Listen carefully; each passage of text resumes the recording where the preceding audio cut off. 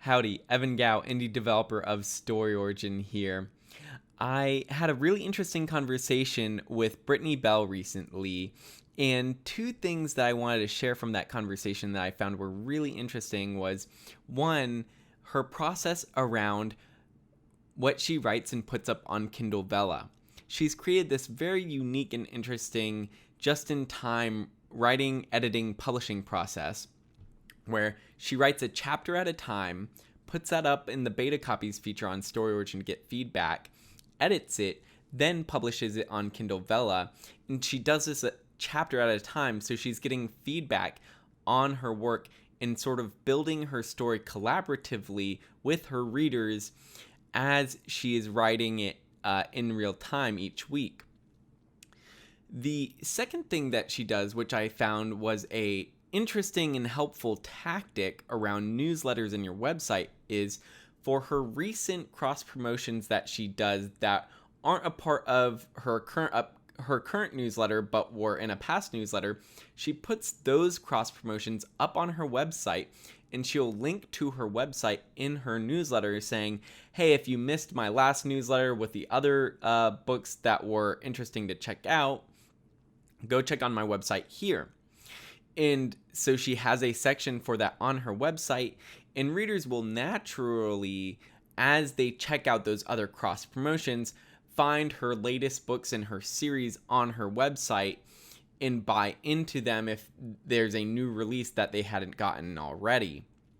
So it's a great way to drive more traffic to your website and do a sort of soft sell on those other new releases that you have that readers might have missed.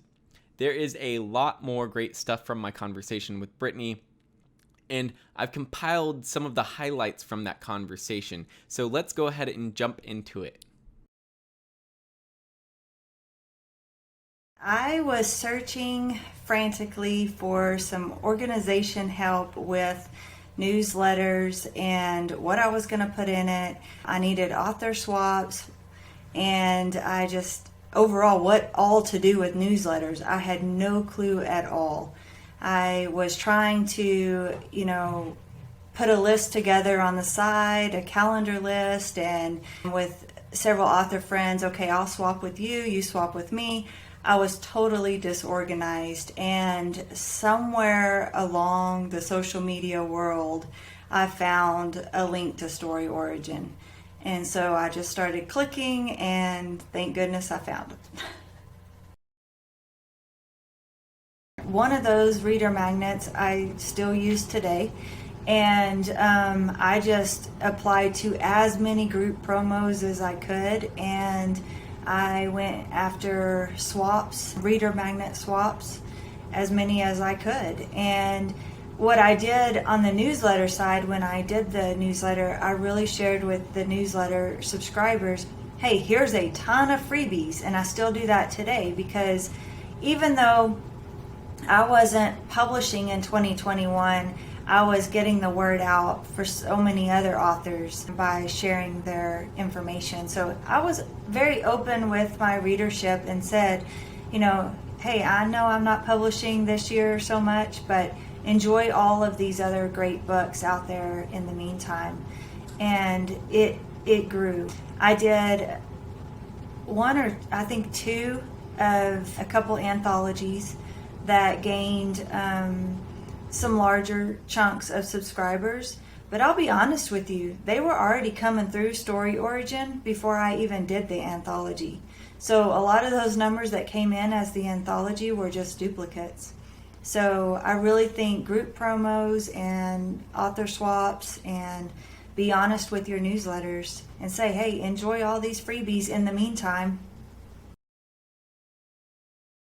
It still tells them thank you for joining my list first and foremost. It tells them that they're going to receive a bi-weekly email from me, and I send them to my Kindle VELLA stories because they can read the first 3 for free. And if you're interested, here's a few of my other books. And then I just put the covers there. I think the number one click on there is my link tree, because I say, if you're interested If you want to know more about Britney, then click here. I have the link tree listed in the importance of what's going on at that moment.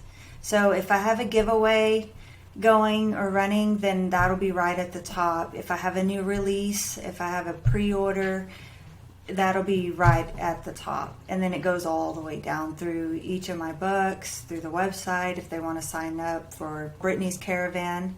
That's my street team. I actually did a little trial and error here. So the first little bit I was doing monthly, and then I did show some interest in it, and so I went to bi-weekly. I have a lot more interaction bi-weekly than monthly. The clicks, the opens, the email replies back, the sales as well. Now, if I do have a new release, I will send out a special newsletter that's just strictly new release.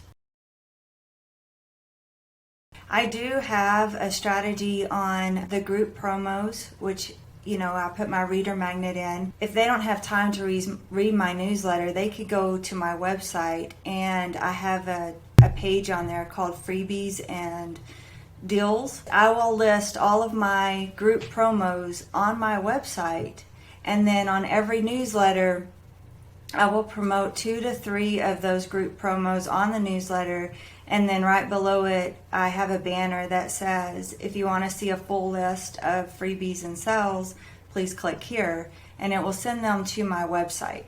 At the top, it's got books, it's got all series, it's easy recognizable for the reader to click around, and they do generally.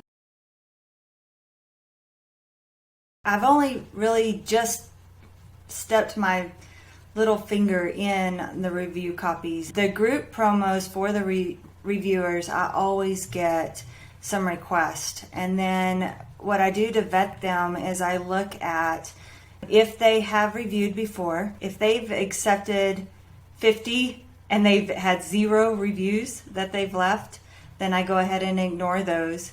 But if it's someone that they have never requested another book and this is their first time, then I normally will go ahead and accept them, because maybe it's someone that's generally interested in my book. Most of the time I don't run into many that I have to turn away, because a lot of them have already reviewed before, and so I go ahead and accept those.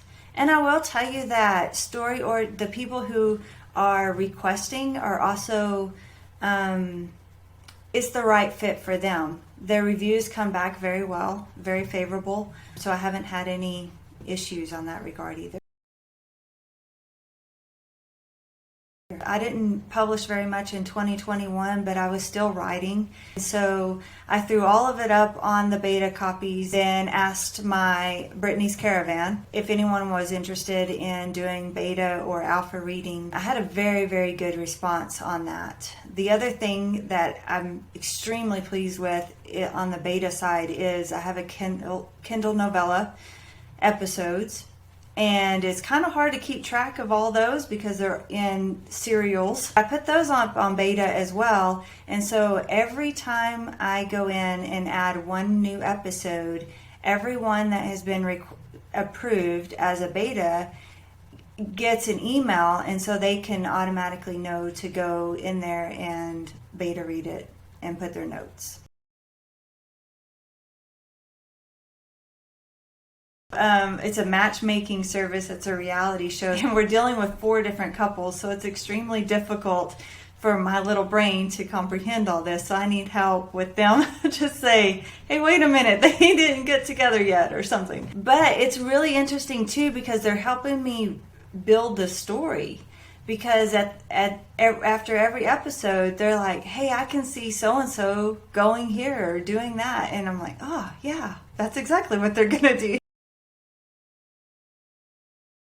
Once it goes to beta, then it comes back to me. I make my edits and it goes to proofreader. And then it publishes.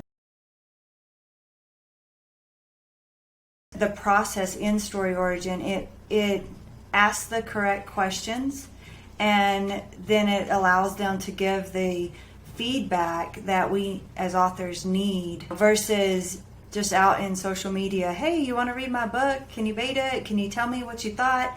And then they send it back, oh, everything's great. You don't need to change a thing. Well, thanks. I do need to change something. So I really appreciate that. I like that about the beta. If I'm stuck in one area, or I'm just really not feeling it, I'm concerned about the character arc, I'll ask those specific questions chapter by chapter. Did this character make you angry with their actions? Do you feel like they were too soft? Are you missing the angst in there? Because I'm not an angst writer at all. And so I have a hard time putting conflict in there, because I'm like, everybody just needs to get along. So I always have to ask them that. Did I put enough conflict in there to make the resolution believable? Another thing that I love about the beta program is that they can, I think it's a 5-star review each chapter. Did it hold their interest for them to continue reading? Do they want to go into the next chapter? It's very helpful, very, very helpful. Authors all the time, you get halfway in and you're like, I am stuck. Then I'll put it on the beta one for an alpha reader.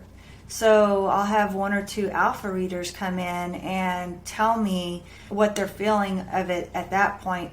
So this book's are only halfway written, and then I'll go ahead and, off of their feedback, be able to write the second half of the book, and then you can put new versions of it up in the beta copy, and so I'll put the newest versions up, and then go after and ask more beta readers if they want to read it at that point. An alpha reader too, that person's going to tell you the truth. That's what moves the book forward. You need that critique. When the betas come through, you should be getting 4 and 5 anticipation levels as you go. If you don't at that point, then you need to relook at that chapter and maybe either add a whole bunch more to it, or axe the whole chapter and start over or something. But by the end of the beta, alpha, beta, whatever session, you should have 4 or 5 anticipation levels all the way through.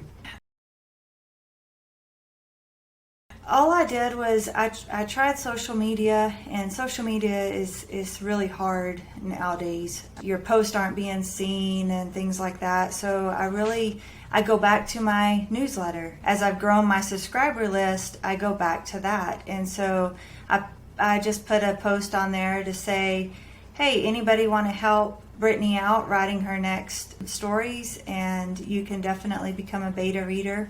Just send your request here, and then have your StoryOrigin link on your newsletter and ask for beta readers. Now, I don't do that all the time, because you only need 3 to 5, and I openly state that in the newsletter. I will only be selecting 3 to 5. I'll ask, are they able to read the book within a certain amount of time frame, because I still have to stick to deadlines. And then secondly is, I might say, this is a second chance romance about 2 football players. If that's something that's interests you, or if that's a trigger for you, I definitely don't want them to do it. I don't write very much angst anyway, but if it's a single parent, some single parent stories might be a trigger for some people, and so that it wouldn't be a good fit for them, which is okay. They can go on and request for another beta reader of mine. Just make sure it's a good fit. I do put a disclaimer on there too, and I say, this is not edited, it's not proofread, so if you get easily distracted by typos, then it won't be a good fit either.